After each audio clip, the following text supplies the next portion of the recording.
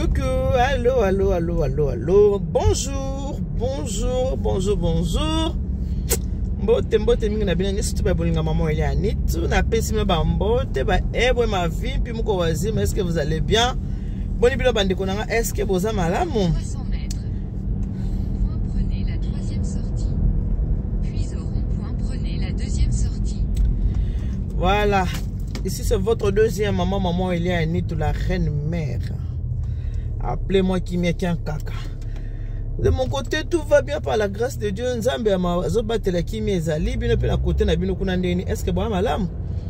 Ngala za bien par la grâce de Dieu parce que na lobaka toujours kolala kolamuka ezaka habitude été. Olali ola okiko lala obi na tongo na osala bon. Non non non non non. Par la grâce de Dieu.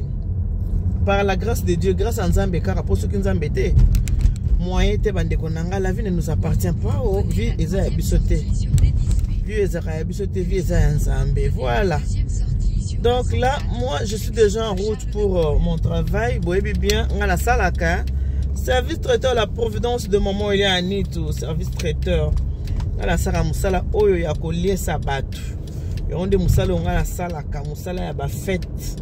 Si vous avez besoin d'avoir un bon traiteur, n'hésitez pas de contacter maman il y a Anitu au 06 15 31 69 90. La providence à Longanzala. Voilà. Voilà. Là, c'est mon camion. Au rond-point, prenez la deuxième sortie sur A104 en direction de Charles de Gaulle. Voilà. Voilà, camion dans Liboso. En passant par ouf. En passant par là, là. Ok. On a camion en Tozo Landana avec mon amoureux de mari, mon 1m85. Il y a le bosson en Sima. Les tomesana au Kendeka Moussala. Dans la prestation, on a l'élo. Dans le sala mariage, j'ai préfina. J'ai préfina ngangwete. Monsieur les camions, s'il te plaît, laisse-moi passer. Hein. Utilisez les trois voies de C'est les camions derrière moi. Laisse-moi passer. Là, c'est bon. Merci, monsieur les camions. Voilà. On a mamie Lianiti. On a. Zela nazo kende. sur votre trajet. Ok, ne musala. Tu as qui potomboka moluka. 1,1 km. Utilisez les trois voies de gauche pour continuer tout droit sur A104. Pour comprendre de filles pas zolobe, filles au ya GPS. Azoloba zola kisanga nzela o. Parce que soit la kisanga nzela te mo boulot. Voilà. Entrez dans une zone de contrôle.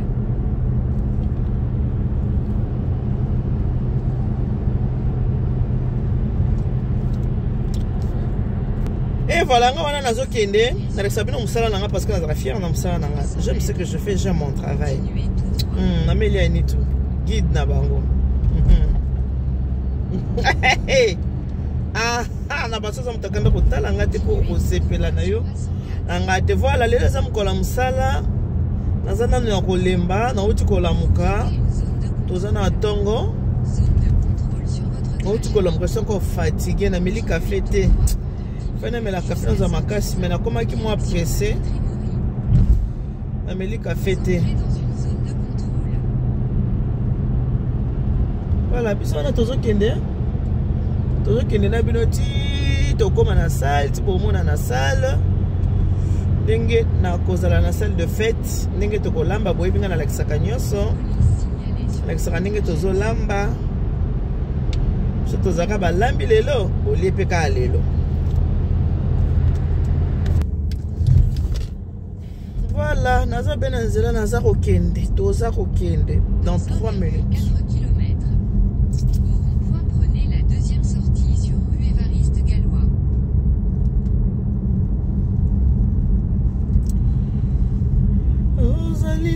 Na motema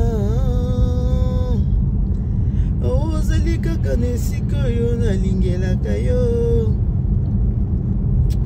liwa eponi moto te la vie lili bonja talanga yo moto na lingaka yo na yengo bolingo nanga yo bakoki koyebisa na bato bamonaki nga na moto ebangi yo nanananana ona nakasa poemba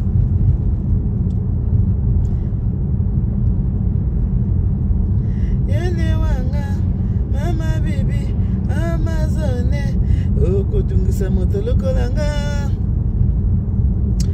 Waouh, nakanisa poemba le mois d'avril.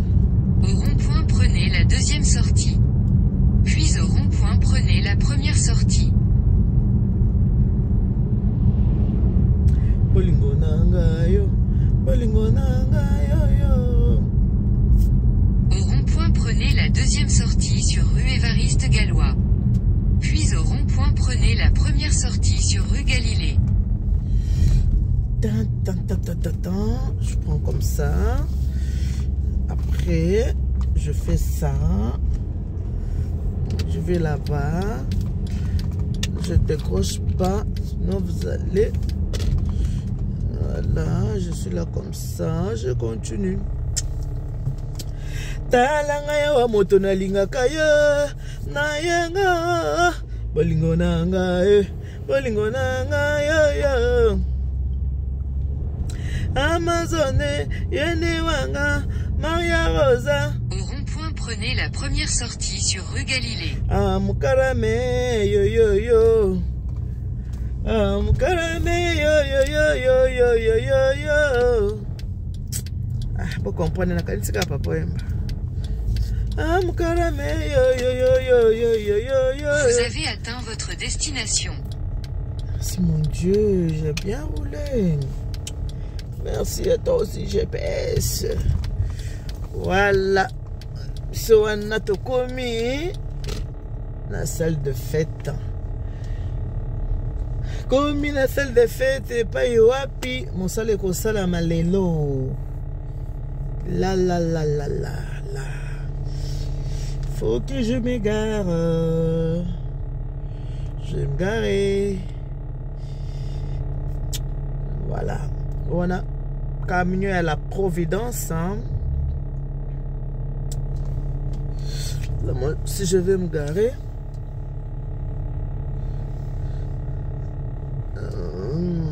Déjà, cuisine les heures plus. Je vais me garer là, là, là.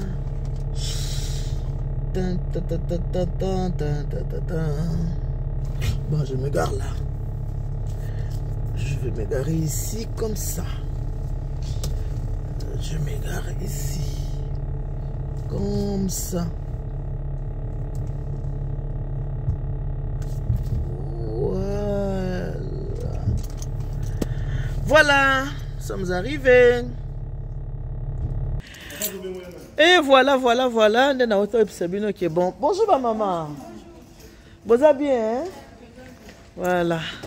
Ma Maria, au Bengingate. Ah, tu as pas mis déjà. Il y a un Bengingate, ma Maria. Bonjour. Bonjour. Voilà, voilà, on a commis ça les angoyo. Le monde est sale, n'est-ce pas?